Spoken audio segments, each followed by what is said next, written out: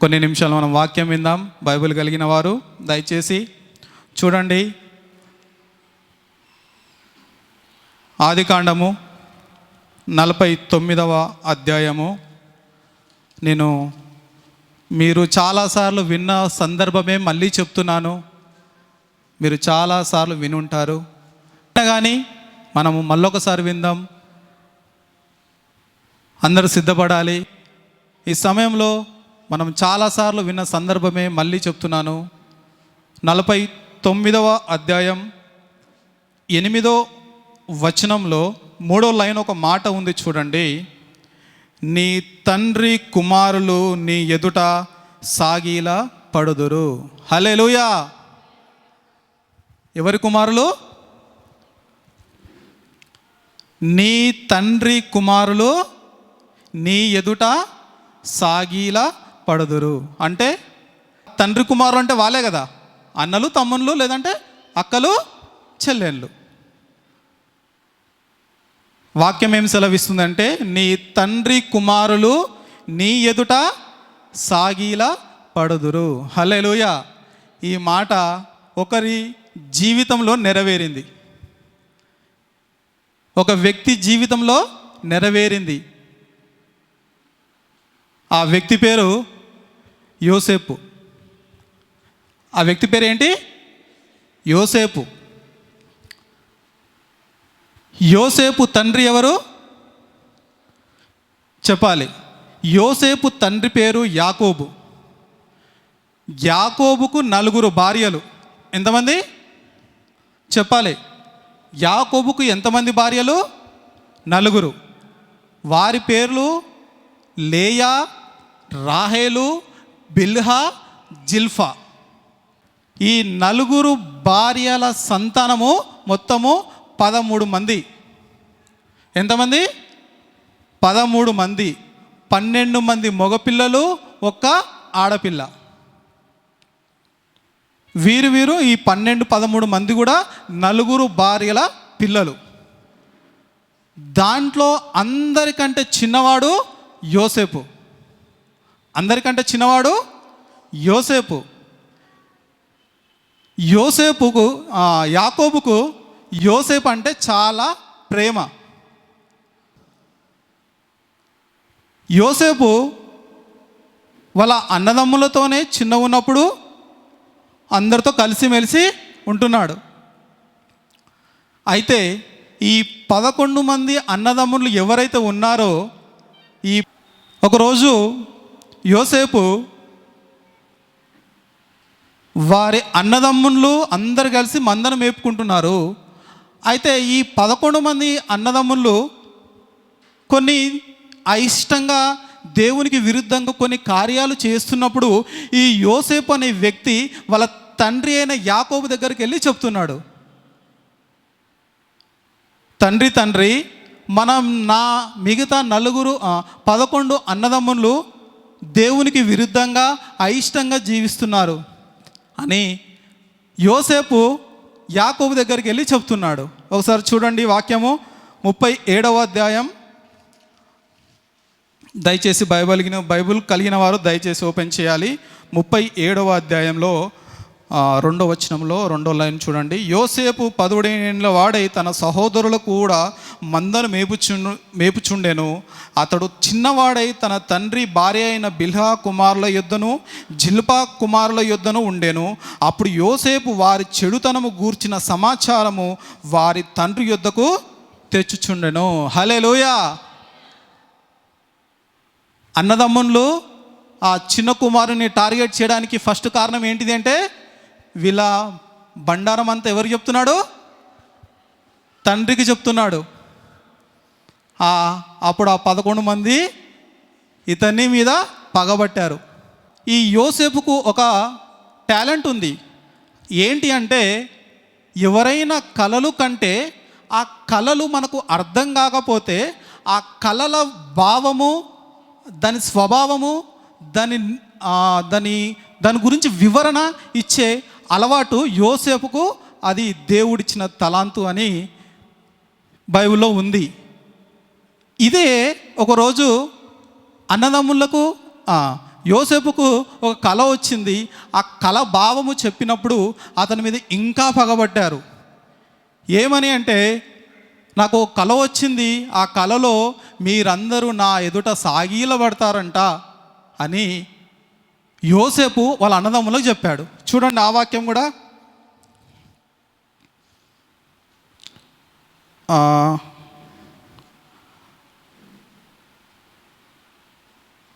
6వ వచనం చూద్దాం.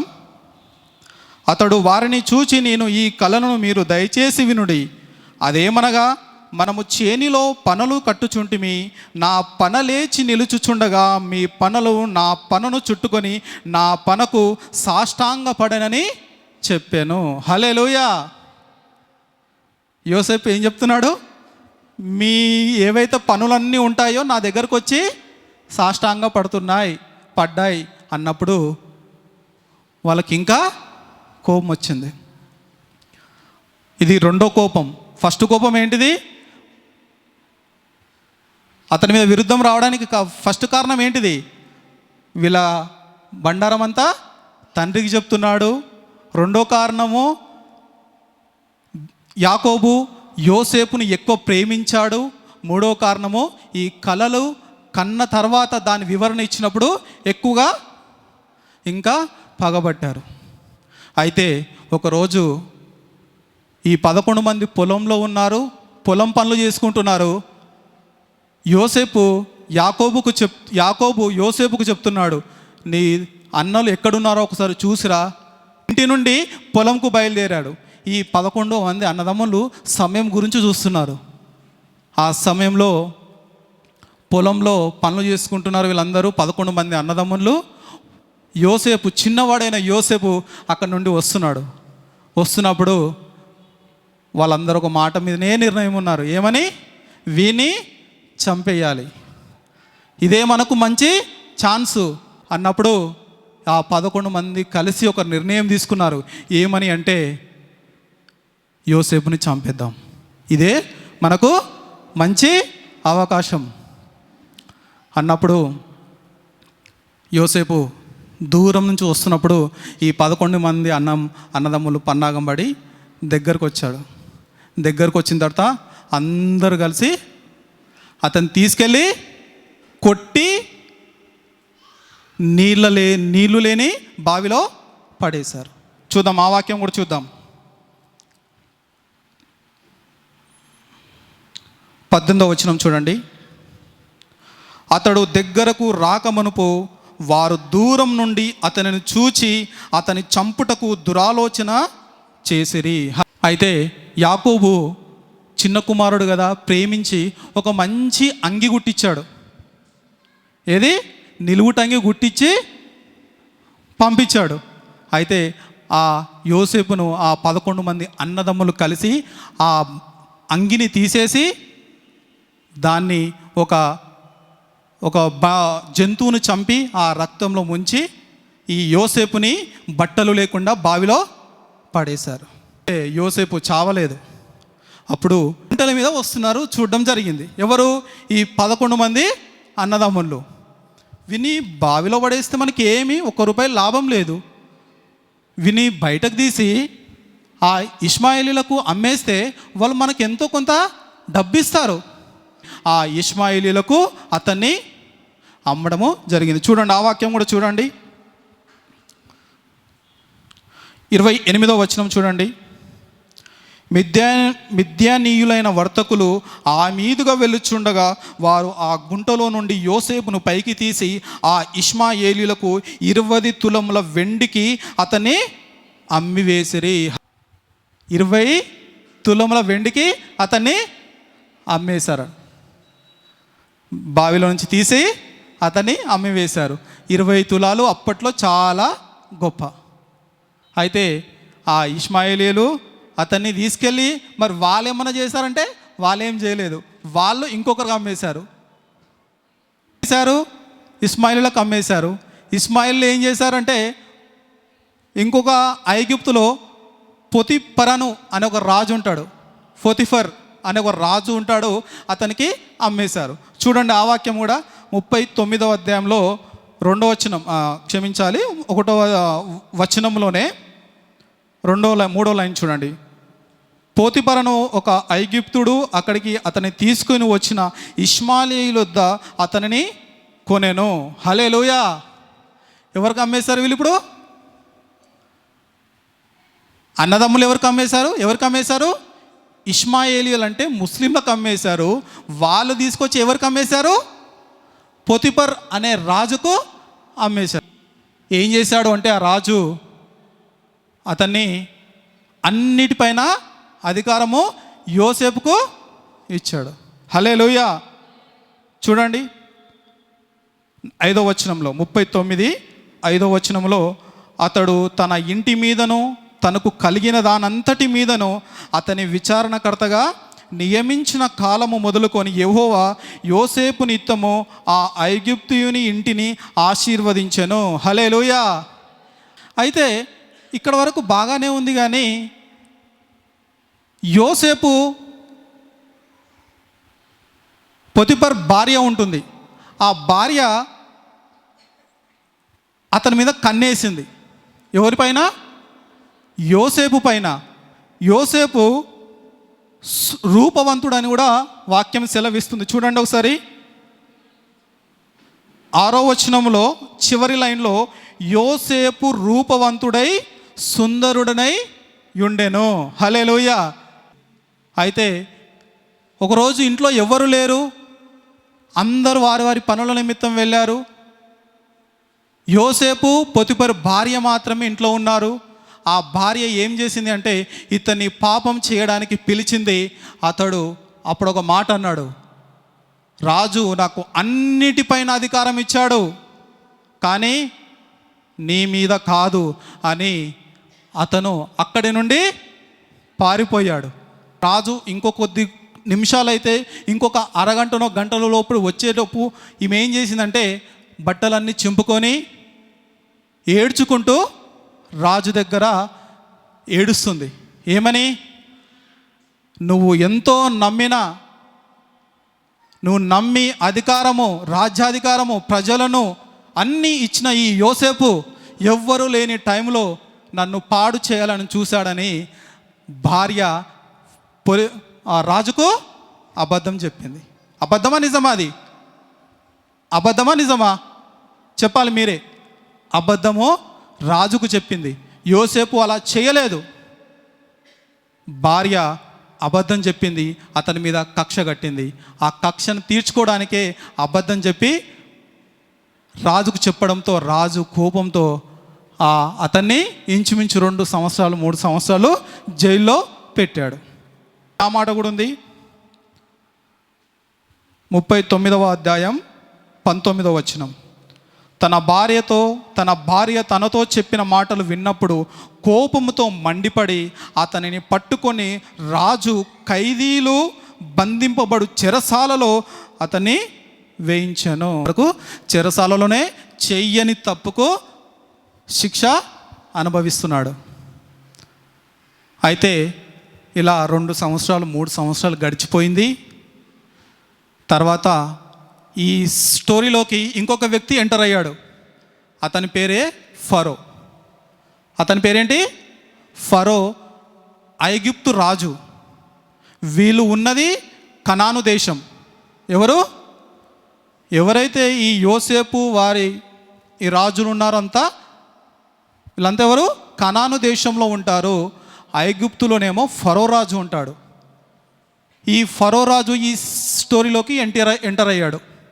ఎందుకు ఎంటర్ అయ్యాడంటే ఫరో రాజుకు 2 సార్లు కలలు వచ్చాయి. ఏమొచ్చాయి? కలలు. ఏం కలలు అంటే, ఒకసారి కలలో 7 మంచి ఆవులు, పుష్టిగల ఆవులు కనబడ్డాయి. ఇంకొకసారి కలగన్నప్పుడు బక్క చిక్కిపోయిన ఆవులు కనబడ్డాయి. హల్లెలూయా. ఇది ఇట్లా 2-3 సార్లు 4 సార్లు వచ్చింది.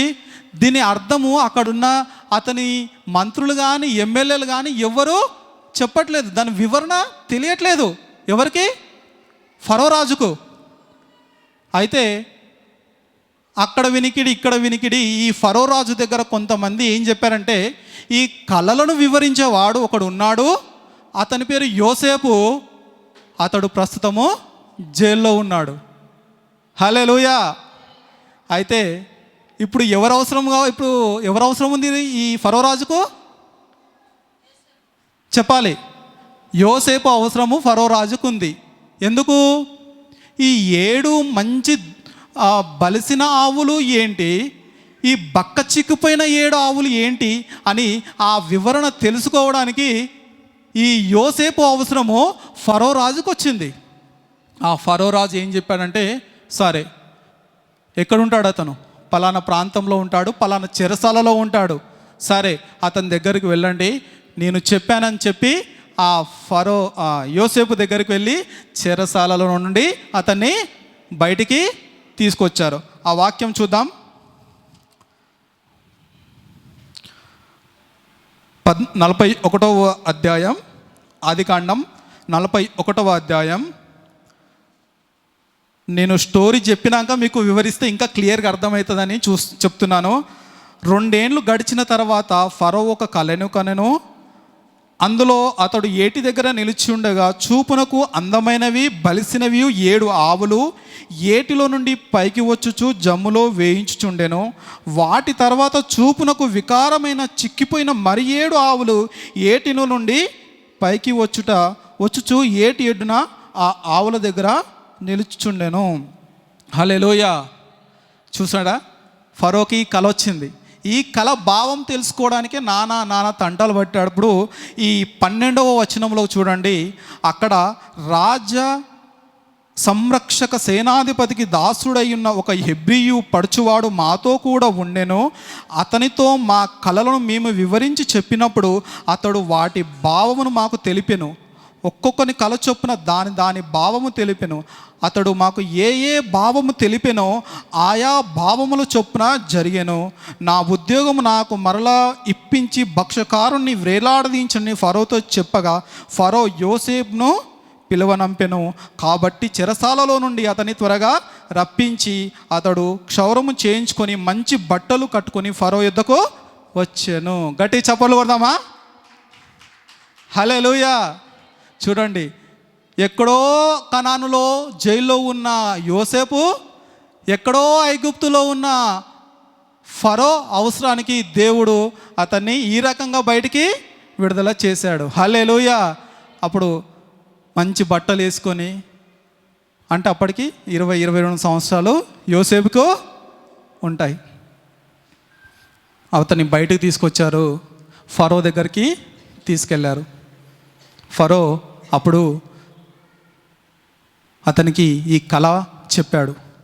యోసేపు నాకు 3-4 సార్లు ఈ కళ వచ్చింది, దీని భావం ఏంటో నాకు తెలియట్లేదు, నాతో ఉన్న ఎవ్వరూ చెప్పట్లేదు, దయచేసి చెప్పుమనగా యోసేపు అది విని అప్పుడు చెప్పాడు. ఏంటి అంటే, బలిసిన ఆవులకు అర్థం ఏంటి అంటే, మన దేశంలో 7 సంవత్సరాలు పుష్టిగా పంటలు పండుతాయి. చిక్కిపోయిన ఆవులు అర్థం ఏంటి అంటే, మరో 7 సంవత్సరాలు మన దేశంలో కరువు రాబోతుంది. హల్లెలూయా. గట్టిగా చప్పట్లు కొడదాం. అప్పుడు అర్థమైంది ఫరో రాజుకు, నిజమే, దేశంలో పంట బాగా పండుతుంది, కానీ కరువు ఎప్పుడు వస్తుందో తెలియదు. ఇక్కడ 7 సంవత్సరాలు బలిసిన ఆవులకు అర్థం మంచిగా పుష్టిగా పంట పండుతుంది. చిక్కిపోయిన ఆవులకు అర్థం కరువు మన దేశంలో 7 సంవత్సరాలు రాబోతుంది అన్నప్పుడు నిజమే అని చెప్పేసి అతన్ని మెచ్చుకోవడము జరిగింది. ఇది ఒకసారి చూడండి, 29వ వచనం చూడండి, 41-29. ఆ మాట మీకు వాక్యంలో చూపిస్తున్నాను.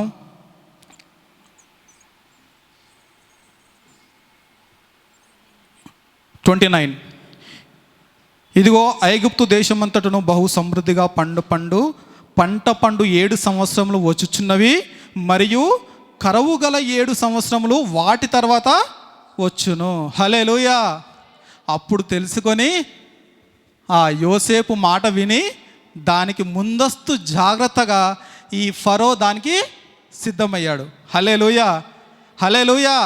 అయితే ఈ ఫరో రాజు అతని మాట విని, దేవుడు ఇది మనకు మంచి అవకాశం ఇస్తున్నాడు, ముందు రాబోయేది ఇప్పుడే చెప్పాడు అని యోసేపు ఫరో చెప్పినప్పుడు ఫరో అతని మాట విని దేశ ప్రజలందరికీ ఈ ఆర్డర్ ఇచ్చాడు. వాళ్ళందరూ మంచిగా పంట పండించడము జరిగింది.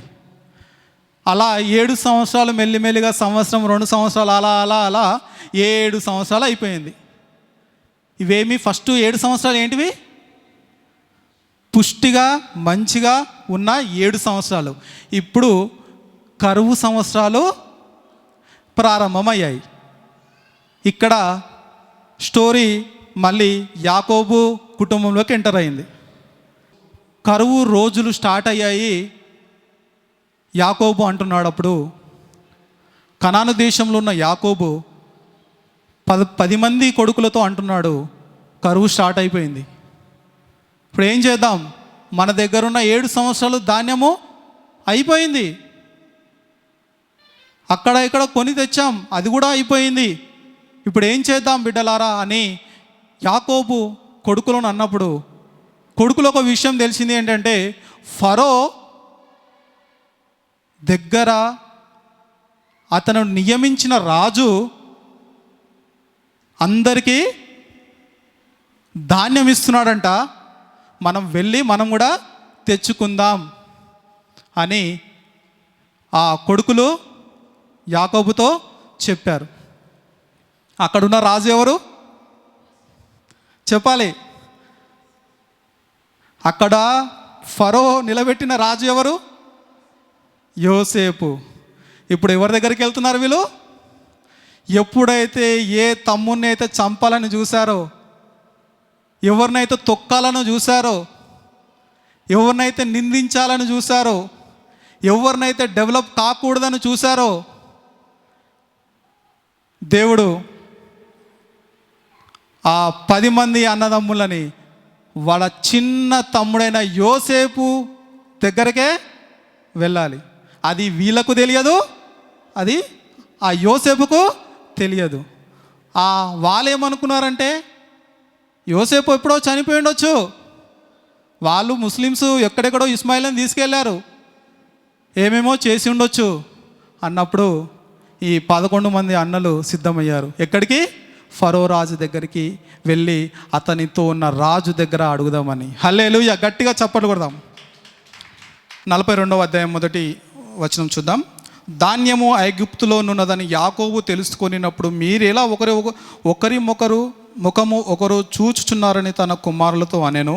మరియు అతడు చూడుడి, ఐగుప్తులో ధాన్యం ఉన్నదని వింటిని, మనము చావక బ్రతుకున్నట్లు మీరు అక్కడికి వెళ్ళి మన కొరకు అక్కడి నుండి ధాన్యము కొనుక్కొనుడని రండని చెప్పగా, యోసేపు 10 మంది అన్నలు ఐగుప్తులో ధాన్యము కొనబోయిరి. హల్లెలూయా. చూడండి, దేవుడు ఎక్కడెక్కడ ఏం నిర్ణయించాడో తెలియదు.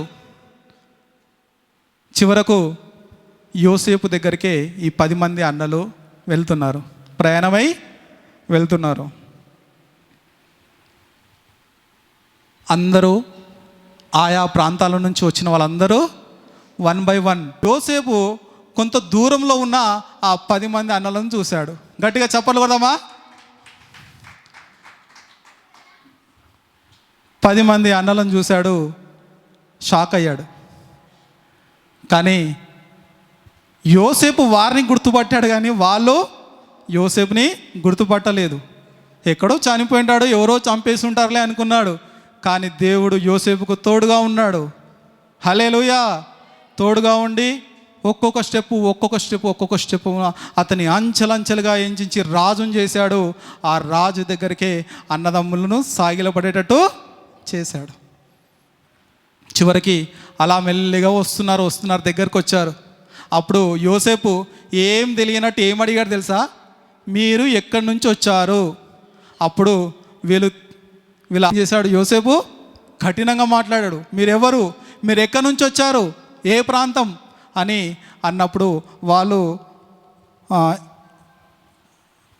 10వ వచనంలో చూద్దాం, వాళ్ళు ఏమన్నారో చూడండి. నీ దాసులమైన మేము ఆహారం కొనుటకే వచ్చితిమి, మేమందరము ఒక్క మనుషుని కుమారులము, మేము యథార్థవంతులమే కానీ నీ దాసులమైన మేము వేగుల వారము కామని అతనితో చెప్పిరి. వీళ్ళు యథార్థవంతులు అంట. ఎవరు? యోసేపు అన్నదమ్ముళ్ళు యథార్థవంతులంట. ఎవరికి చెప్తున్నారు ఈ మాట? పోయి యోసేపుకే చెప్తున్నారు. హల్లెలూయా. యోసేపుకి అన్నీ తెలుసు. మీరు నన్ను చంపాలని చూసింది మీరే, నన్ను బావిలో తోసేసింది మీరే, నన్ను ఒకరికి అమ్మేసింది మీరే. ఇప్పుడు ఒక 10 సంవత్సరాల తర్వాత మీరు మళ్ళీ వచ్చి మేము యథార్థవంతులము అని చెప్తే నేను నమ్ముతానా? కానీ యోసేపుకు కఠినంగా ఎంత మాట్లాడాడో అంతే ప్రేమ కూడా ఉంది. వారితో ఒక మాట అన్నాడు. వాళ్ళు ఒకే తండ్రి పిల్లలము. వాళ్ళు పొరపాటున ఒక మాట జారారు. ఏమంటే మేము 12 మంది సంతానము, వచ్చింది ఎంతమంది? 10 మందే. 10 మంది వచ్చారు. నేను నమ్ముతా, సరే ఈసారికి మీరు ధాన్యము తీసుకెళ్ళండి, నెక్స్ట్ టైం వచ్చినప్పుడు మీ ఎవరైతే చివరి తమ్ముడు ఉన్నాడో వాడిని తీసుకొని రండి అని వీళ్ళకు ఒక షరతు పెట్టి ధాన్యం ఇచ్చి పంపించాడు. హల్లెలూయా. గట్టి చప్పలు కొడదాం. ఇంతకుముందు మనము 49వ అధ్యాయంలో 8వ వచనంలో మొదటి మాట ఏం చదువుకున్నాం? ముఖ్య అంశంగా, నీ తండ్రి కుమారులు నీ యొద్దకు వచ్చి సాగిల పడతారు. ఆ మాట యోసేపు జీవితంలో నెరవేరింది. హల్లెలూయా. చివరకు అలా కొన్ని రోజులు ఆ ధాన్యం గడిచిపోయింది. ఇంకొక 2 సంవత్సరాలు 3 సంవత్సరాల తర్వాత మళ్ళీ వచ్చారు. ఎవరు? వీళ్ళ అన్నదమ్ములు మళ్ళీ వచ్చారు. ఈసారి ఇంకా బాధ తట్టుకోలేక యోసేపు వాళ్ళని చూసినప్పుడు లోబడికి వెళ్ళి ఏడ్చాడు. చూద్దాం, ఆ మాట కూడా చూద్దాం. 43వ అధ్యాయం 30 వచనంలో ఓ మాట ఉంటుంది చూడండి. అందరు తీయాలి. 43వ అధ్యాయం 30 వచనంలో, అప్పుడు తన తమ్ముని మీద యోసేపునకు ప్రేమ పొర్లుకొని వచ్చాను గనుక అతడు త్వరపడి ఏడ్చుటకు చోటు వెదకి లోపలి గదిలోనికి వెళ్ళి అక్కడ ఏడ్చెను. హల్లెలూయా. పాపం యోసేపుకి ఎంత బాధ చూడండి. అన్నదమ్ములు కళ్ళ ముందే ఉన్నారు, తమ్ముడు నాతోనే ఉన్నాడు. చివరికి ఒకరోజు రానే వచ్చింది. ఆ 7 అన్నదమ్ములకు నిజం చెప్పాడు. హల్లెలూయా. గట్టి చప్పలు కొడదాం. 45వ అధ్యాయము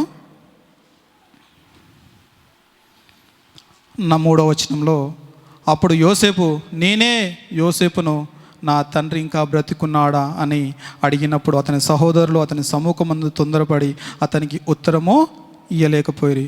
అప్పటి వరకు బాగానే ఉన్నారు. వాళ్ళ అన్నదమ్ములు అందరూ వచ్చారు. ఒక్కసారి ఈయన యోసేపు ఏమన్నాడంటే చూసి వాళ్ళు ఇది 2వ సారో 3వ సారో అతని దగ్గరికి రావడం, ఇక బాధను తట్టుకోలేక, ఆ ప్రేమను తట్టుకోలేక అతని తండ్రి యాకోబు అయితే ఇక్కడికి రాలేదు. యాకోబు ఇంటి దగ్గర ఉన్నాడు. అప్పటికి ముసలోడయ్యాడు కాబట్టి ఈ 10 మంది కొడుకులనే యోసేపు దగ్గరికి పంపిస్తున్నాడు.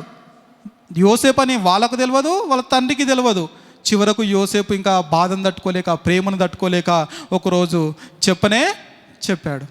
ఏమని అంటే, మీరు చంపాలని చూసిన యోసేపును నేనే, మీ చిన్న తమ్ముడను నేనే. చూడండి 45వ అధ్యాయం 4వ వచనంలో, అంతటా యోసేపు నా దగ్గరకు రండని తన సహోదరులతో చెప్పినప్పుడు వారు అతని దగ్గరకు వచ్చి, అప్పుడు అతడు ఐగుప్తునకు వెళ్ళునట్లు మీరు అమ్మివేసిన మీ సహోదరుడు అయిన యోసేపును నేనే.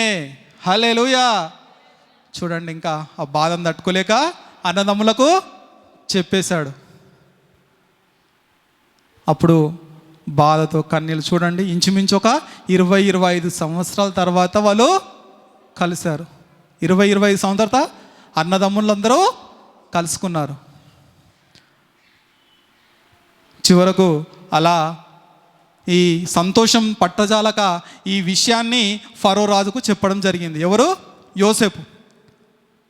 చెప్పడం జరిగిన తర్వాత అవునా నిజమా అనుకొని అయితే మీ తండ్రిని కూడా తీసుకొని రండి, మనం అందరం కలిసి మంచి భోజనం చేద్దాం, మంచి విందు చేద్దాం అన్నప్పుడు ఇంకా ఆ ప్రేమ పట్టుకోలేక ఎప్పుడెప్పుడు తండ్రిని చూద్దామా, ఎందుకంటే అన్నదమ్ములనైతే 2-3 సార్లు వీళ్ళు వచ్చారు చూశారు, కానీ తండ్రిని చూడలేదు. ఎవరిని? తండ్రి ఎవరు? యాకోబుని చూడలేదు. ఎవరు? యోసేపు తండ్రిని చూడాలి, నా కన్న తండ్రిని చూడాలని ఒక ఆతృతతో 20 సంవత్సరాలు వెయిట్ చేసిన ఆ కుమారుడు చివరకు నేనే వెళ్తా, నా తండ్రి దగ్గరికి నేనే వెళ్తా అని ఆ యోసేపు రెడీ అయ్యాడు. అయితే ఈ విషయము ముందే అన్నదమ్ములు వెళ్ళి చెప్పారు, నీ చిన్న కుమారుడు, మా చిన్న తమ్ముడు ఇంకా బ్రతికే ఉన్నాడు అని అన్నప్పుడు ఆయన ఒక మాట మాట్లాడాడు. చూడండి, 45వ అధ్యాయం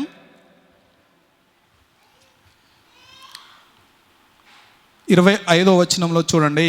వారు ఐగుప్తు నుండి బయలుదేరి కనాను దేశమునకు తమ తండ్రి అయిన యాకోబు నొద్దకు వచ్చి యోసేపు ఇంకా బ్రతికి ఉండి ఐగుప్తు దేశమంతటిని ఏలుచున్నాడని అతనికి తెలియజేసిరి. గట్టిగా చప్పట్లు కొడదాం, హల్లెలూయా.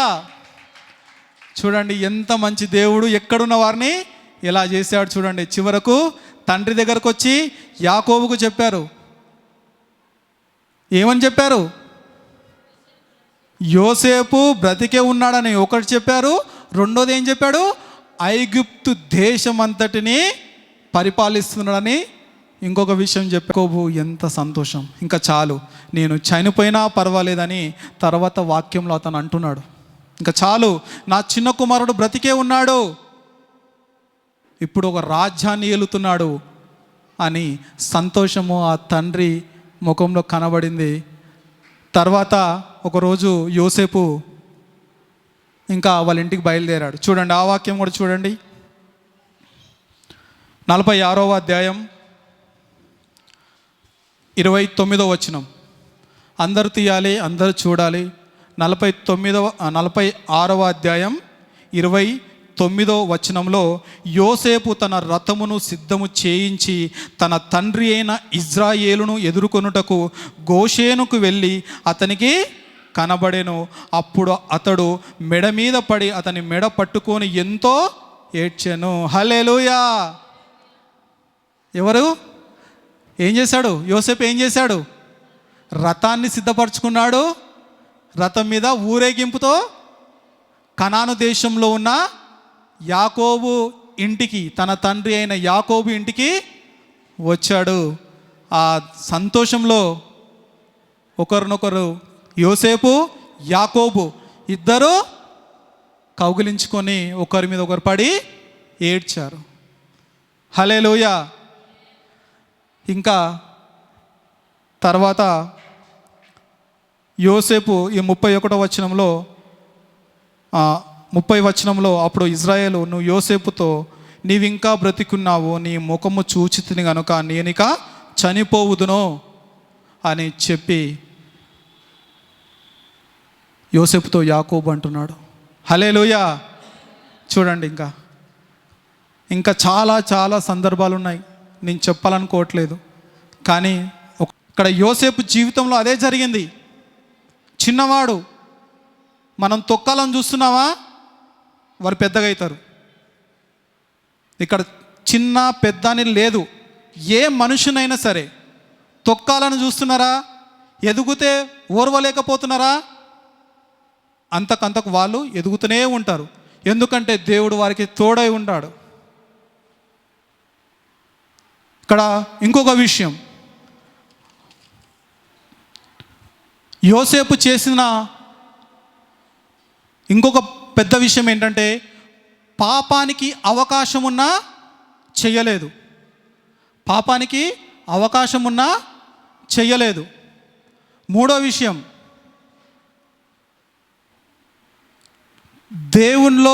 దేవుని రాజ్యంలో నమ్మకంగా ఉన్నాడు. ఎవరి చేతిలో? రాజ్యంలో నమ్మకంగా ఉన్నాడు కాబట్టి ఆయనకు రాజ్యాన్ని అప్పగించాడు. ఇక్కడ దేవునిలో అయినా, దేవుని సన్నిధిలో అయినా, ఇంట్లో అయినా మనం ఎప్పుడు నమ్మకంగా ఉన్నప్పుడు దేవుడు మనల్ని తప్పకుండా ఆశీర్వదిస్తాడు. అది అన్ని రకాలుగా నమ్మకంగా ఉండాలి. ఇక్కడ యోసేపు పొతిఫరు రాజు దగ్గర, అలాగే ఫరో రాజు దగ్గర నమ్మకంగా ఉన్నాడు కాబట్టి అతన్ని దీవించాడు. ఇంకొకటి, అన్నదమ్ములను క్షమించాడు. యోసేపు చేసిన ఇంకో మంచి పని ఏంటి? అన్నదమ్ములను క్షమించాడు. మనం ఇప్పుడు చెప్పుకున్న ఈ స్టోరీలో నేను ముఖ్య అంశాలు చెప్తున్నా. యోసేపు చేసిన మరో మంచి పని ఏంటి? అన్నదమ్ములను క్షమించాడు. యోసేపుకు అలాంటి లక్షణం లేదు. ఏం చేశాడు? క్షమించాడు, అన్నదమ్ములని క్షమించాడు. చంపాలని, ఇంతకన్నా ఒక మనిషిని చంపాలని చూసిన తర్వాత అంతకన్నా ఇంకా ఘోరమైనది ఏమైనా ఉంటుందా మన జీవితంలో? మనిషి ప్రాణం పోతే ఇంకేముంటుంది ఒకసారి చెప్పండి. అదే ప్రాణాన్ని తీసిన అన్నదమ్ములను క్షమించాడు. ఈ లక్షణం ఎక్కడి నుంచి వచ్చిందంటావు? యేసుక్రీస్తు కూడా సిలువలో ఉన్నప్పుడు వీరు ఏమి చేస్తున్నారో వీరికి తెలియదు కనుక తండ్రి వీరిని క్షమించుమన్నాడు. ఇక్కడ యోసేపు చేసింది కూడా అదే. నన్ను చంపాలని వీళ్ళు చూశారు, అయినా కానీ వారికి ధాన్యం ఇచ్చాడు. ఒకవేళ ధాన్యం ఇవ్వకపోయి ఉంటే చనిపోయేవాళ్ళు. అతడు రాజు, అతని సైన్యంతో అతన్ని చంపించి ఉంటే వాళ్ళని ఏమన్నా అడిగేవాళ్ళ? లేదు. కానీ యోసేపు వారిని క్షమించాడు. చివరకు ఎప్పుడైతే మనం ఇందాక ముఖ్య భాగంగా చదువుకున్న వాక్యం ఏమైతే ఉందో, యోసేపు హెచ్చింపబడ్డాడు, రాజుగా నియమింపబడ్డాడు. అతని తండ్రి కుమారులు వచ్చి అతని దగ్గర సాగిలా పడ్డారు. ఇప్పుడు ఆ వాక్యం చదువుదాం. ఫస్ట్ చదువుకున్నాం కదా, ఏంటది? 49వ అధ్యాయం 8వ వచనం 3వ లైన్. 49వ అధ్యాయం 8వ వచనంలో 3వ లైన్. నీ తండ్రి కుమారులు నీ ఎదుట సాగిలా పడదురు. హల్లెలూయా, గట్టిగా చప్పట్లు కొడదాం. నేను ముగించేస్తున్నా. చూడండి, ఈ యోసేపు జీవితంలో, వాళ్ళ అన్నదమ్ముల జీవితాల్లో ఈ స్టోరీలో మనం తెలుసుకోవాలి చాలా ఉంది. మనల్ని ఎవరిని కించపరచొద్దు, ఎవరిని తొక్కాలని చూడొద్దు. ఇక్కడ 2 విషయాలు. నీ జీవితంలో, నా జీవితంలో నువ్వు ఎవరన్నా తొక్కాలని నేను కానీ నువ్వు కానీ చూస్తే దేవుడు వారిని హెచ్చిస్తూనే ఉంటాడు. ఒకవేళ నిన్ను ఎవరైనా తొక్కాలని చూస్తున్నారా, భయపడకు. యోసేపుకు తోడుగున్న దేవుడు నీకు కూడా తోడుగా ఉంటాడు. హల్లెలూయా. యోసేపు వలె నువ్వు నేను జీవిద్దాం, పాపానికి దూరంగా ఉందాం, క్షమిద్దాం, దేవుని సన్నిధిలో నమ్మకంగా ఉందాం. నువ్వేం భయపడకు, దేవునికి తోడుగా ఉంటాడు, నీ కుటుంబానికి తోడుగా ఉంటాడు. వారి గురించి ప్రార్థన చేయి. నీకు ఎవరైనా శత్రువు ఉంటే వారి గురించి ప్రార్థన చేయి, అంతే. దేవుడు అన్నీ చూసుకుంటాడు. యోసేపుకు తోడుగున్న దేవుడు నీకు, నాకు, మన అందరికీ తోడై నడిపించును గాక. ఆమేన్. ప్రార్థన చేసుకుందాం.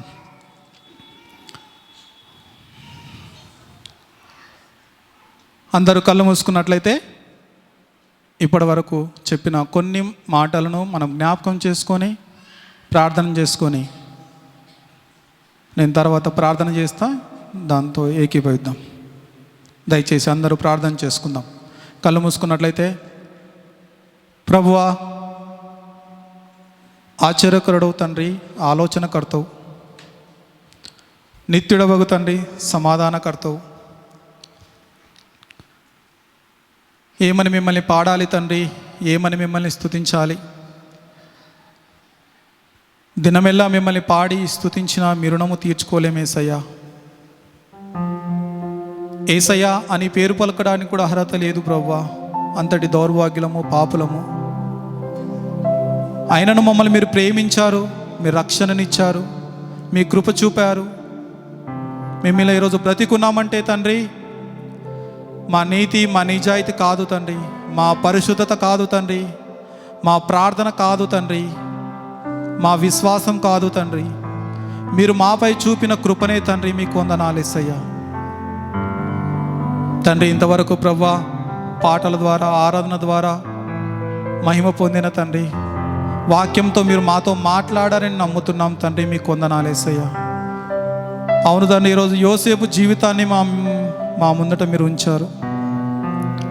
యోసేపు వయసులో చిన్నవాడు, ఇంట్లో చిన్నవాడు,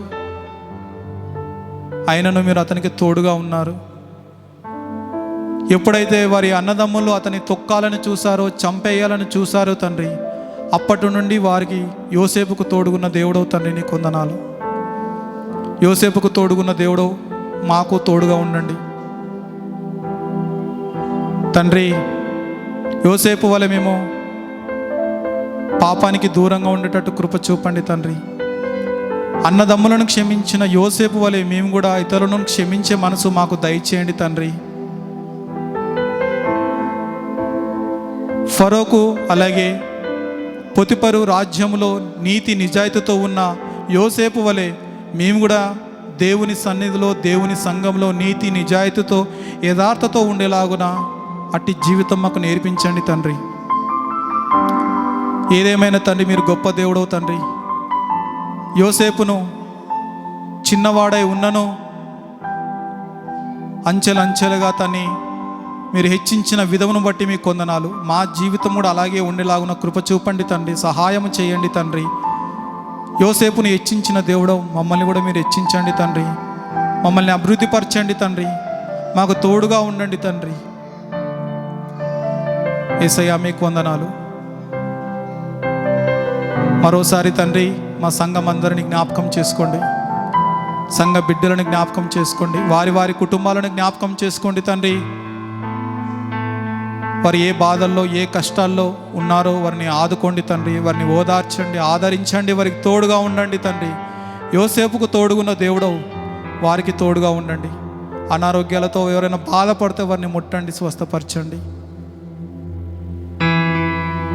యేసయ్యా నీకు వందనాలు. మాకు తోడుగా ఉండండి, మా సంఘాన్ని అభివృద్ధిపరచండి,